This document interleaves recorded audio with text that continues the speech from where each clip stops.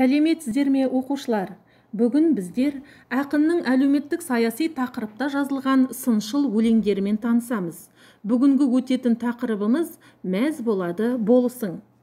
Бүгінгі сабақта сіздер оқу мақсатына сәйкес Абай өлеңдеріндегі кейіпкерлер жүйесін жинақтау мен даралау арқылы образды талдауды меңгересіздер.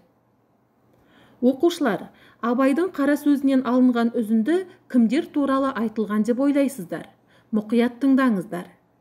Дәл осы күнде қазақтың ішінде кімді жақсы көріп, кімді қадірлеймін деп ойладым. Мырзаларды қадірлейін десең, осы күнде анық мырза елде жоқ. Мал бергіш мырза, иттен көп.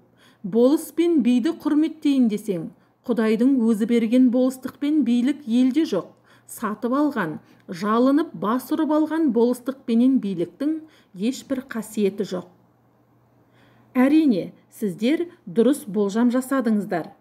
Абайдың қара сөзінде ақын өлеңдеріндегі ел билеген болыс билер, ел басқарушылар жайында айтылады. Ақын сол тұстағы ел билеушінің екі жүзді кескін кейпін, мінез құлқын сынау арқылы кемшіліктерін әшкерелейді. Абайдың әлеуметтік саяси тақырыптағы сыншыл өлеңдеріне болыс болдым мінекей, қайтсе жеңіл болады жұрт билемек, мәз болады болысың, Күленбайға, Дүтбайға сияқты өлеңдер жатады.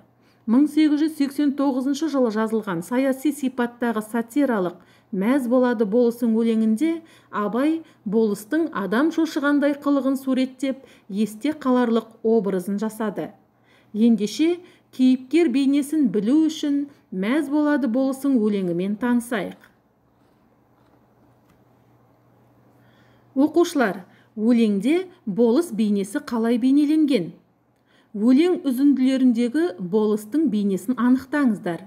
Тапсырманың дескрипторы өлең үзінділеріндегі кейіпкер әрекеттерін талдайды, іс әрекеттерге сәйкес кейіпкерге тән қасиеттерді анықтайды.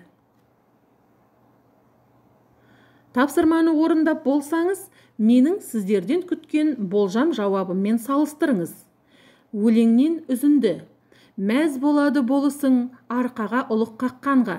Бұл үзіндіде болыстың ұлықтың көңілінен шыққанына қуанып, шенділердің назарында болғанына шаттанатыны туралы айтылады.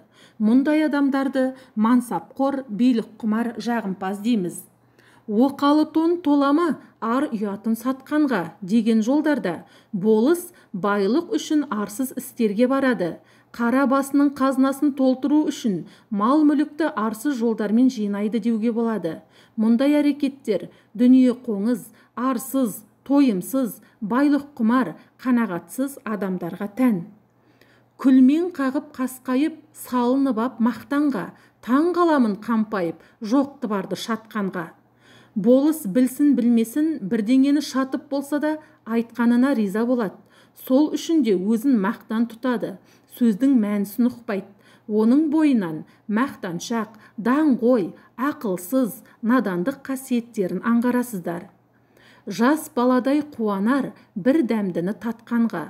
Бұл жолдарда ақыл ойы құлқынын қанағаттандыруға жететін, ішкен жегеніне мәз болатын кейіпкердің ақыл ойы тайыз, баршылықтан тасынған адам болып суреттеледі.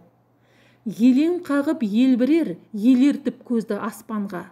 Өз-өзін ұстау білмейтін, ессіз қылықтар жасайтын, өз әрекетін басқара алмайтын есерсоқ, даңдайсыған адамның кейпін тануға болады. Өзгелерді біз емес түсірмекші қақпанға. Қулық сұмдық, қитұрқы істермен адамдарды қақпанға түсіруді ойлап, өтірік айтып алдайды. Яғни өтірікші, екі жүзді, қу арам адам. Одан үміт кім қылар, жол табар деп сасқанда. Үзіндіден болыс болып, мәселені қиын уақытта шеше алмайтын, елдің қамын ойламайтын, қолынан ел басқару келмейтін сенімсіз адам екенін білеміз. Егер жауабыңыз кестедегі болыс бейнесімен сәйкес келетін болса, сіз кейіпкерді дұрыс танып, образды ашу тапсырмасын дұрыс орындадыңыз. Жарайсыз. Біз болыстың әрекеттері, мінез құлықтары арқылы кейіпкердің өзіне тән жеке қасиеттерін анықтадық. Ендеше кейіпкер бейнесін жинақтау және даралау тапсырмаларын орындаған кезде есіңізде ұстайтын ұғымдарға тоқталайық. Кейіпкер көркем шығармада суреттелетін оқиғаға қатысушы адам, әдеби образ. Жинақтау әдеби тип жасау әрекеті. Көркем шығармадағы жинақтау тип, даралау мінез. Типтендіру деген суреткердің іс жүзінде өмір шындығын өз дүниетанымы тұрғысынан белгілі бір уақыт пен кеңістікке, әлеуметтік орта мен дәуірге сай талғап тануы, таңдап іріктеуі және жинақтауы. Сол арқылы өзі жасап отырған көркем бейнені сомдауы, тұлғаландыруы, даралауы болып табылады. Ендеше келесі тапсырма кейіпкер бейнесін жинақтауға байланысты беріледі. Сіздер болысқа портреттік мінездеме беру арқылы Абай дәуіріндегі болыстардың бейнесін жинақтайсыздар. Тапсырманың дескрипторы: өлеңдегі кейіпкер бейнесін жинақтайды, кейіпкерге портреттік мінездеме береді. Тапсырманы дұрыс орындадыңыздар деген ойдамын. Енді өзіңізді тексеріп көріңіз. Абай дәуіріндегі болыстар өздерінің қарабастарының пайдасын көздеген, жағдайларын күйттеу үшін ұлықтардың алдында құрдай жорғалап, жағымпазданып, олардың алдында жақсы көріну үшін бар малдарын есепсіз шашқан. Қара халықпен ісі болмай, әділетсіздікке, екіжүзділікке, қулық сұмдыққа жол берген. Өздерінің кішігірім қуаныштары үшін елді дүрліктіріп, мақтанып, барлық ауылды әуре сарсаңға салып, әбігерге түсірген. Болыстың таным түсінігі ел билеу ісінен тым алыс. Менің ұсынған жауабым мен ойыңыз мазмұндас болса, сіз өлеңдегі болыстың портреттік мінездемесін дұрыс жинақтап бере алдыңыз. Керемет! Оқушылар, бүгінгі сабақтағы орындаған тапсырмаларыңызды еске түсіре отырып, өзіңізді бағалаңыз. Сіздер табыс баспалдағының барлық сатысына көтеріле алғандарыңызға сенімдімін.